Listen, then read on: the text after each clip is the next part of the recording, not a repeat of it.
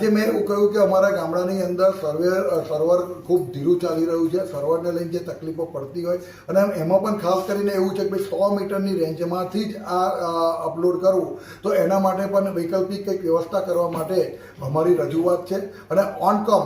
એ પોર્ટલથી એ લોકો કંઈક નોટકેમથી એ લોકોએ કહ્યું છે કે કરી લો અને એમને